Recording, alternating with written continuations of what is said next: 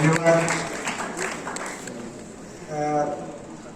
शहर और बाहर से आए हुए तमाम श्रोता और विद्यार्थीगण और अध्येता और प्रोफेसरगण, आप सबको मेरी तरफ से और हम लोग जो इसको ऑर्गेनाइज की कोशिश कर रहे थे उन सब की तरफ से आप सबका अभिवादन है आज की सुबह इस शुभ मौके पर। आर्काइव्स तो ऐसे लगता है जैसे बहुत ही प्रोफेशनल, जहां पर इतिहासकार जाके कुछ समय पुराने शोध ग्रंथों की गवेषणा करते हैं या फैक्ट्स देखते हैं, तो साधारणतः लोगों के मन में एक धारणा है कि आर्काइव्स जो अभिलेखागार है उसमें केवल कुछ लोगों का ही उसकी जो कार्यशैली है, उसकी कार्य पद्धति है या उससे जो लाभान्वित होते हैं वो केवल हिस्टोरियंस होते हैं, इतिहासकार होते हैं, या फिर आजकल जो लोगों को जमीन के पट्टे लेने के लिए जाना पड़ता है वो लाभान्वित होते हैं। बट हम लोगों को न केवल इतिहासकार बल्कि जो अकादमिक या शैक्षणिक और जो समाज से थोड़ी सी दूर हटके समाज को देखने की कोशिश करते हैं, उनके लिए अभिलेखागार केवल पांडुलिपीज और पुराने दस्तावेज नहीं है, बल्कि उससे बड़ी कोई चीज है। और ये अभिलेखागार का जो आइडिया है या आर्काइव्स का जो आइडिया है, उसकी जो धारणा है वो क्रमशः बृहत्तर होती चली जा रही है। जो आज यहाँ जो घटित हो रहा है इस वक्त पर, क्या ये कहीं पर दस्तावेज में या कहीं पर इसको नथी किया जाएगा या नहीं? आज की जो पूरी घटनाक्रम है, आप यहाँ आए, हम यहाँ आए, श्री कल्ला जी यहाँ आए, वाइस चांसलर आए, सबने अपना एक बहुमूल्य समय दिया एक विषय जो कि किसी के हो सकता है डायरेक्टली किसी के साथ जुड़ा हुआ नहीं है, लेकिन हम सब बैठकर उस पर कुछ बात विवाद करें 2 दिन तक। क्या ये जो मौका है, ये जो 2 दिन का अवसर है, ये किसी आज से 50 साल बाद, 25 साल बाद, 5 साल बाद, 2 साल बाद किसी के दिलो दिमाग या किसी के दस्तावेज में, किसी की किताब में नथी होगी? ये है आर्काइव की जो पूरे प्रोसेस है कि कैसे हम एक गुजरे हुए पल को हम कहीं पर अपने दिल में, दिमाग में, कॉपी में, पेन में, किताब में नथी करें, उसको लिखित करें या लिखित न करें, कम से कम दिल में वो कहीं पर रहे। शायद जब आर्काइव की परिकल्पना की गई थी यही आइडिया रही होगी, यही विचार रहे होंगे।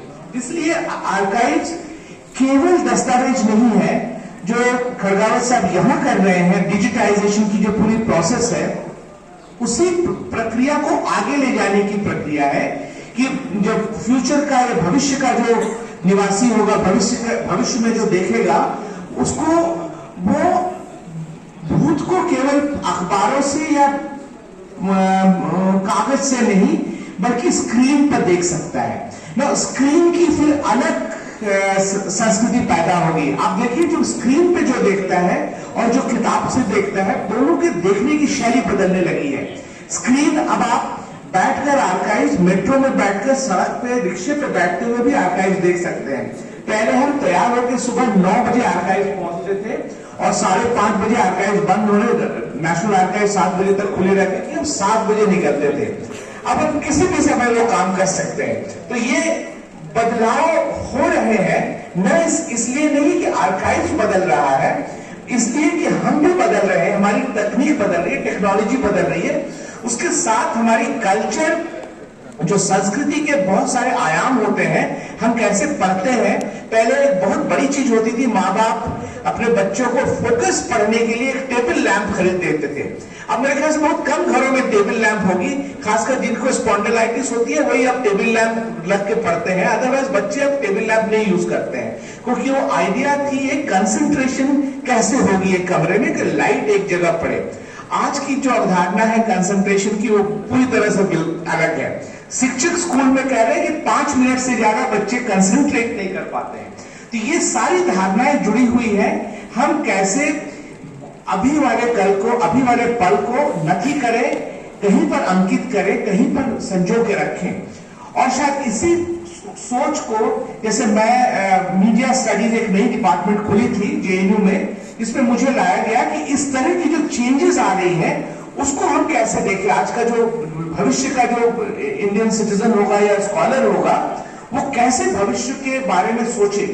तो मीडिया स्टडीज केवल अखबारों का अध्ययन नहीं है, बल्कि स्पीच, हम कैसी भाषा बोल रहे हैं, किस तरह की भाषा बोल रहे हैं, वो भी एक तरह की मीडिया है।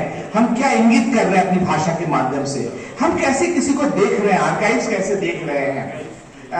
इसी सबको मिलाकर हम लोगों ने, जब खड़गड़ साहब का निमंत्रण मिला तो हमने सोचा कि एक इसी तरह का सेमिनार जो है आर्काइव्स को केंद्र में रखकर हम कैसे नई जो चेंजेस आ रही हैं उसको मीडिया माध्यम क्या है, माध्यम के तरह से देखने का प्रयास करें। और इसी क्रम में आज का ये जो 2 दिन का अधिवेशन, 2 दिन का सेमिनार शुरू हो रहा है, इसकी परिकल्पना हमने की है। इसमें कुल मिलाकर इतिहासकार हैं राजस्थान के, बाहर के, और जिन्होंने आर्काइव्स पे काम करके इतिहास को समझने की कोशिश की है। और फिर हमने जो मीडिया स्कॉलर है, जो यंग मीडिया स्कॉलर है, जो आर्काइव्स के बारे में दूसरे तरीके से सोच रहे हैं, आजकल अभिलेखागार परे भी एक आर्काइव्स बनती है, उसके बारे में सोच रहे हैं। दोनों के समन्वयन से हम इस 2 दिन में कुछ नई चीज पाने की कोशिश करेंगे। इन शब्दों के साथ आप सबका अभिनंदन है इस 2 दिन के प्रोग्राम में। आप सब आए, यंग बच्चे अगर आना चाहे, सुनना चाहे कि नई मीडिया का मतलब क्या है, उनका भी अभिनंदन है और आह्वान है कि आप आए सुने। Thank you. With these words आप सबका फिर से हमारी तरफ से स्वागत है। Thank you.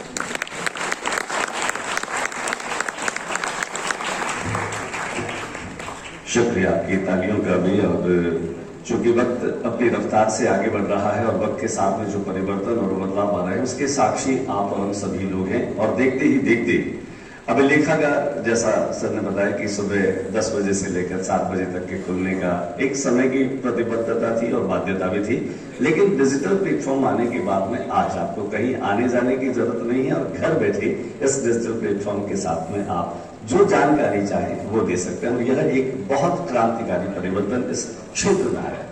मैं अब निवेदन